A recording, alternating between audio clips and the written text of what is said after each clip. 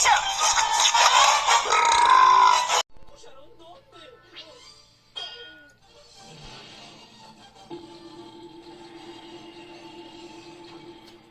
you're hungry. I'm sure Rox would share a bit of his sandwich.